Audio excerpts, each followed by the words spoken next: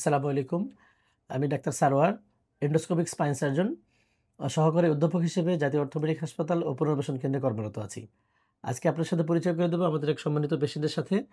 উনি হচ্ছে মোহাম্মদ আল হাসান মিয়া। ওনার বয়স 28 বছর। উনি আমাদের কাছে যখন আসছিলেন তখন আমরা ওনার কোমর ব্যথা ছিল এবং উনি ঠিক স্বাভাবিকভাবে হাঁটতে পারতেন না। হাঁটতে গেলে ওনার পাটা একটু ভারী হয়ে থাকতো এবং হাঁটতে কষ্ট হতো না।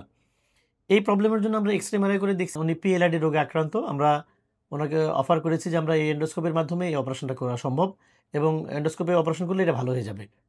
উনি রাজি হয়েছেন, আমরা অপারেশন করেছি। আলহামদুলিল্লাহ অপারেশন করার পরে উনি ভালো আছেন। উনি আজকে ফলো আপে আসছেন 1 মাস হলো অপারেশনের পরে। ওনার আগে যে প্রবলেমটা হতো অপারেশনের পূর্বে উনি মাজা ব্যথা ছিল বা পায়ে হাঁটতে কষ্ট হতো, পা ধরে ধরে হাঁটতে হতো, পা ভারী হয়ে থাকতো, সেই প্রবলেমটা ওনার চলে গেছে। উনি ভালো আছেন, উনি 1 মাসের মধ্যে উনি স্বাভাবিক কাজে ফিরে আসছেন। আমরা আল হাসান ভাইয়ের কাছ থেকে কথাগুলো একটু শুনবো। উনি কি প্রবলেম ছিল, এখন কি অবস্থা আছেন, আপনার অনুভূতি কি, এগুলো একটু বলবেন। আচ্ছা, আমার নাম আল হাসান মিয়া, ঠিকানা গোপালগঞ্জ মুকশিদপুর। আমি 2-3 মাস আগে হঠাৎ করে আমার পাটা হালকা স্লিপ কাটার কারণে হালকা মাঝে চোট লাগে, তারপর থেকে আমার ব্যথা অনুভব হয়। আমি কিছুদিন অনেক ডক্টর দেখাই, তো তারা সবাই সাজেস্ট করে যে যে অবস্থায় আছে ভালো কোনো ডাক্তারের কাছে আপনারা যান। প্রাথমিক অবস্থায় ডাক্তার দেখানোর পরে পরে আমি এখানে একটু খোঁজ পাওয়ার পরে আসি স্যারের কাছে। পরে স্যার আমাকে সাজেশন করলো এমআরআই করানোর জন্য। এমআরআই করানোর পরে আমি জানতে পারলাম যে আমার পিএলআইডিতে আমি আক্রান্ত। তো স্যারের সাথে আলোচনা করার পরে স্যার বললো এন্ডোস্কোপি সার্জারি করা সবচেয়ে বেটার, যেহেতু আপনার বয়স কম। সেই ক্ষেত্রে আমি তার কাছ থেকেই পরামর্শ নিয়ে পরে এন্ডোস্কোপি সার্জারির জন্য সম্মত হই। এখন আলহামদুলিল্লাহ গত 1 মাস আগে আমার সার্জারি হওয়ার পরে এখন আলহামদুলিল্লাহ এখন খুব ভালো আছি। মোটামুটি কোনো সমস্যা হইতেছে না, স্বাভাবিক জীবনযাপন আমি করতে পারতেছি। আগে যে প্রবলেমটা হতো, কি এক্স্যাক্টলি প্রবলেমটা হতো? আগে আমি হাঁটতে গেলে আমার পাটা পুরো প্রপারলি আমি ফেলাইতে পারতাম না, একটু একটা পা টান টান টান লাগতো, মাঝে হালকা হালকা ব্যথা করতো, পা ভারী হয়ে আসতো।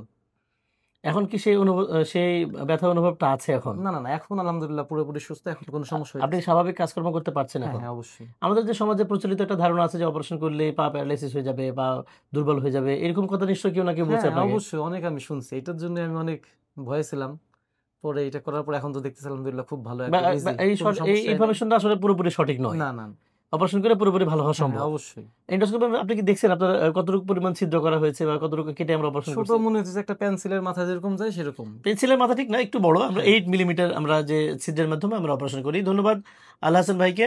আমরা ইনফরমেশন দিতে চাই, সব মানুষকে জানাতে চাই এন্ডোস্কোপিক স্পাইন সার্জারির একটা আধুনিকতম একটা অবদান। আমাদের কাছে এই বিশ্বের আধুনিকতম চিকিৎসা পদ্ধতি আমরা বাংলাদেশ স্পাইন অ্যান্ড অর্থোপেডিক হসপিটালে করে থাকি। পেশেন্টরা অপারেশন করছি, আমরা পেশেন্টরা ভালো আছেন, তাদের হাসি মুখ দেখলে আমাদের ভালো লাগে। ওনারাও স্বাভাবিক লাগিয়ে ফিরে গেছেন বলে ওনারাও স্যাটিসফাইড।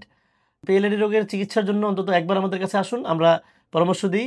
যেটা আপনার জন্য সবচেয়ে ভালো হবে সেই পরামর্শই আমরা দেবো এবং সেই অনুযায়ী চিকিৎসার ব্যবস্থা করব। ধন্যবাদ সবাইকে। আসসালামু আলাইকুম।